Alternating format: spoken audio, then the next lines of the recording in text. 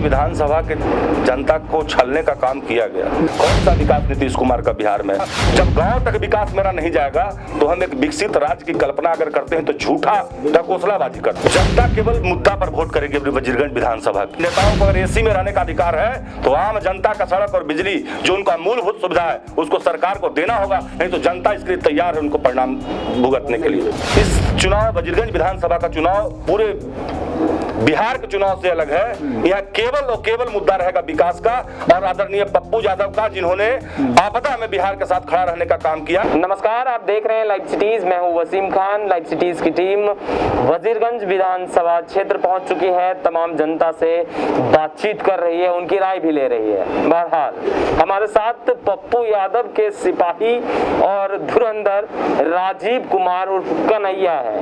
पप्पू यादव जाप से उम्मीदवार हैं और यहाँ पर काफी संघर्ष करते शुरू से दिखाई देते रहे हैं, ना कि केवल चुनावी वर्ष में, इससे पहले भी सामाजिक कार्यों से जुड़े रहे हैं। राजीव जी, सबसे पहला सवाल, कैची कैसे चलेगा? नॉमिनेशन तो आपने करा लिया।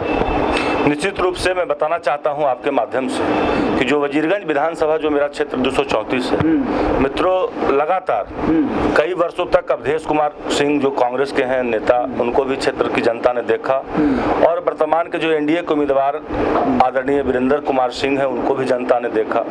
लेकिन जिस तरह से वजीरगंज विधानसभा के जनता को छलने का काम किया गया, मैं बताना चाहता हूँ कि जिस समय नीतीश कुमार की सरकार बनी थी तो उन्होंने कहा था कि हम वजीरगंज को अनुमंडल बनाएंगे। सबसे इन्वाइटल मुद्दा वजीरगंज का होगा, वजीरगंज को अनुमंडल बनाना। लेकिन 15 वर्षों के शासनकाल में वजीरगंज को अनुमंडल और तरमा को प्रखंड बनाने की बात एक भी बार सरकार ने नहीं की। तो बिल्कुल विकास छलावा है वजीरगंज विधानसभा में। और आपको बताना चाहते हैं, इन्वाइटल है। वजीरगंज का कुरकिहार है जो पूरे भारत के मानचित्र पर स्थापित है और वो कुरकिहार पुराना प्रधान हस्तकला केंद्र हुआ करता था जो हमारा वजीरगंज विधानसभा में है। जब नीतीश कुमार मुख्यमंत्री बने तो प्रथम कार्यक्रम वजीरगंज के कुरकिहार में हुआ और उन्होंने कुरकिहार की धरती से अनाउंस किया था कि निश्चित रूप से हम कुरकिहार को विकसित करने का काम करेंगे, जो आज तक 1% काम भी कुरकिहार में नहीं हो पाया। मैं बताना चाहता हूं कि जहां बैठे हैं मानपुर में नीतीश कुमार ने 6 लेन पुल के शिलान्यास के दौरान कहा था कि मानपुर को हम एक अंतरराष्ट्रीय स्टेडियम भुसुंडा पशु मेला के मैदान में देंगे। डीपीआर बन गया, सारा काम उसका हो गया। उसके बाद नालंदा जो उनका पैतृक जिला है, भावना से ग्रसित होकर वर्तमान जो मुख्यमंत्री बिहार के हैं, मानपुर के अंतरराष्ट्रीय स्टेडियम को उन्होंने राजगीर के नालंदा के राजगीर में ले जाने का काम किया। मैं बताना चाहता हूं कि मैनचेस्टर हमारा मानपुर का उद्योग नगरी है जहां उद्योग का बहुत बड़ा आयाम है। लेकिन जब नीतीश कुमार ने वादा किया था कि मैनचेस्टर को बनाएंगे, विकसित करेंगे, उस पावर लूम के जो उद्योग कारखाने हैं उसको, लेकिन मैं बताना चाहता हूं कि 1% भी मैनचेस्टर का विकास नहीं हुआ। आप सड़कों के हाल जाइए, अभी आ रहे हैं जिस सड़क से आप चले जाइए भुसंडा बाजार से वजीरगंज बाजार होते हुए पूरे वजीरगंज विधानसभा में जो नेशनल हाईवे की स्थिति है, जो राज्य के रोड का स्थिति है, गांव के सुदूर इलाकों में चले जाइए। मैं बताना चाहता हूं कि 200 गांव का हमने दौरा किया है और 10 गांव ऐसे हैं जो वोट बहिष्कार लोकसभा चुनाव से करते आ रहे हैं। उनके यहाँ आजादी के बाद सड़कें नहीं बनी है, उनके यहाँ ट्रांसफार्मर नहीं है। कौन सा विकास नीतीश कुमार का बिहार में? कौन सा? जब गांव तक विकास मेरा नहीं जाएगा तो हम एक विकसित राज्य की कल्पना अगर करते हैं तो झूठा ढकोसलाबाजी करते हैं। राजीव कुमार किन मुद्दों को लेकर चुनावी दंगल में? निश्चित रूप से हमने बताया कि मेरा तमाम मुद्दों को आपके सामने रखा, उसके लिए मैंने संघर्ष किया है। 20 वर्षों तक मैं वजीरगंज विधानसभा के धरती पर जो तमाम मुद्दे आपको हम गिनाए हैं उसके लिए हमने संघर्ष करने का काम किया है।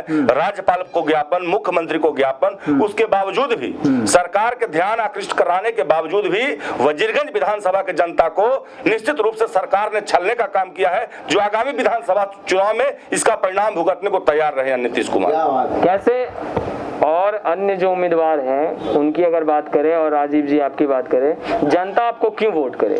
जनता केवल मुद्दा पर वोट करेगी वजीरगंज विधानसभा की। जो झूठे वादे नेताओं ने किया और उनको जो पूरा नहीं करने का काम किया है, आप चले जाइए सुदूर गांव में, मित्रों, प्रत्याशी के नाम पर लोग वहां लाठी लेकर निकलते हैं। उनको घृणा हो गया है प्रत्याशी से चुनाव में, कि प्रत्याशी हमारे के यहाँ आते हैं, बार बार वादा करते हैं कि सड़क बनवाएंगे, वहां पैदल चलना दुश्वार है। नेताओं को अगर एसी में रहने का अधिकार है तो आम जनता का सड़क और बिजली जो उनका मूलभूत सुविधा है उसको सरकार को देना होगा, नहीं तो जनता इसके लिए तैयार है उनको परिणाम भुगतने के लिए। जातीय समीकरण बिहार की राजनीति में हमेशा से हावी रही है राजीव जी, ये आप भी समझते हैं, भली बात है। अगर हम वजीर विधानसभा क्षेत्र की बात करें, यहाँ कैसे देख रहे हैं, क्या यादव भूमिहार समाज का वोट बैंक जो है वो आपकी तरफ शिफ्ट होगा, झुकाव दिखाएगा? मैं बताना चाहता हूं कि हमारे जो नेता आदरणीय पप्पू यादव जी हैं, जिन्होंने बिहार में आपदा के समय में जिस तरह से उन्हें उत्तर बिहार में चाहे पटना का बाढ़ हो, चाहे कोरोना जैसे बीमारी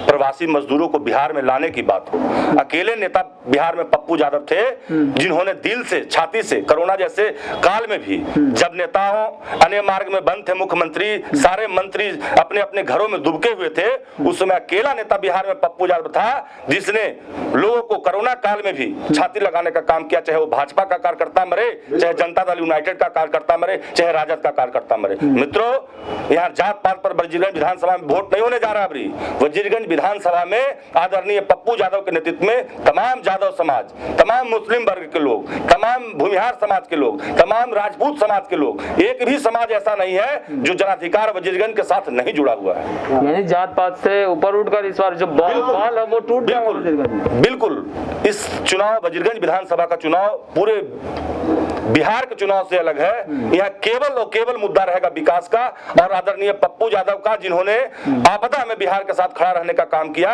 और जनता ये टकटकी लगाए हुए है कि अगर जनाधिकार का अगर उम्मीदवार वजीरगंज विधानसभा में है तो तमाम जनता उसको छाती लगाने का काम करेंगे और विजयी बनाने का काम करेंगे। राजीव जी, अगर जनता आप पर विश्वास जताती है, आपको जीत दर्ज कराती है, सबसे पहले आप जीत दर्ज करने के बाद क्या कुछ करेंगे जनता के लिए? सबसे पहले मैं बताना चाहता हूँ कि आज तक जो जनप्रतिनिधि वजीरगंज विधानसभा में बने वो जनता से दूर रहने का काम किए। मैं सबसे पहले उन गांवों का दौरा करूंगा जो संवादहीनता का, जो जनप्रतिनिधि के संवादहीनता का शिकार है।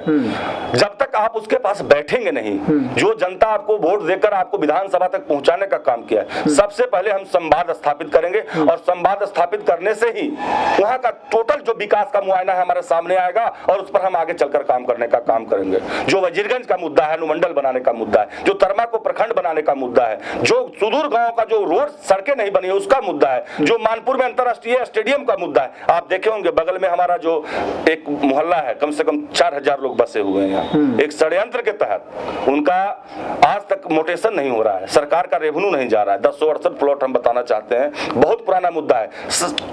तमाम नेता चुनाव में इसको मुद्दा बनाते हैं चुनाव के पहले, और चुनाव जीतने के बाद इस मुद्दा से विहीन हो जाते हैं।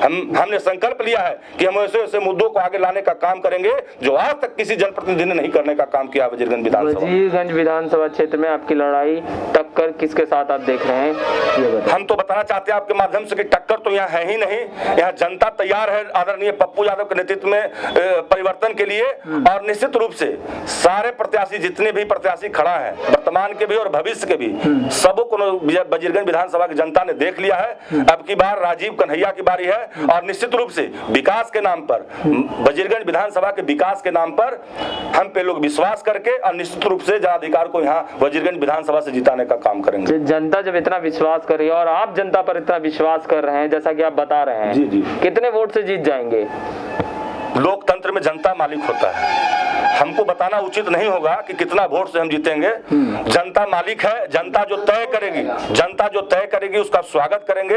और हम जनता से भी आग्रह करते हैं कि लोकतंत्र में का महापर्व एक बार मौका मिलता है 5 वर्ष के बाद अपने क्षेत्र के विकास के लिए, तो हम सब लोगों से आग्रह भी करेंगे कि तमाम जात पात भावना से ऊपर उठ के और वजीरगंज विधानसभा के जो विकास है, विकास के मुद्दे पर वजीरगंज विधानसभा में मतदान करने का काम करें। यानी राजीव जी तैयार है अपने विरोधी खेमे का जमानत जब्त करने के लिए? मैं बताना चाहता हूं कि विरोधी तो मेरा आज तक कोई हुआ ही नहीं, लेकिन चुनाव मैदान में जो विरोधी हैं वो बिल्कुल परास्त हो चुके हैं। जो हमने नामांकन किया, तमाम लोग यहाँ पर, तमाम वजीरगंज विधानसभा के सुदूर गांव तक लोग हमको कल आशीर्वाद देने आए हैं। तमाम लोगों का प्यार स्नेह मिल रहा है और निश्चित रूप से जनाधिकार वजीरगंज में आगे बढ़ने का काम करेगा। पप्पू यादव के सिपाही राजीव कुमार लगातार सक्रिय रहे हैं और अब चुनावी वक्त है, बिहार विधानसभा का चुनाव है। ऐसे में दावा कर रहे हैं कि जनता आशीर्वाद दे रही है, जीत इनकी ही होगी। देखने वाली बात होगी क्या सच में जनता इन्हें आशीर्वाद देकर जीत दर्ज कराती है, और अगर जीत दर्ज कराती है तो कितना विकास का काम ये कर पाएंगे। लाइव सिटीज तमाम देश से लगातार अपडेट करता रहेगा, तो आपने हमारे चैनल को सब्सक्राइब नहीं किया है तो तुरंत सब्सक्राइब कर ले, साथ ही साथ हमारे फेसबुक पेज को भी लाइक कर ले, ताकि तमाम छोटी बड़ी खबरों से लगातार हम आपको अपडेट रख सके। कैमरा पर्सन जैकी के साथ मैं वसीम खान।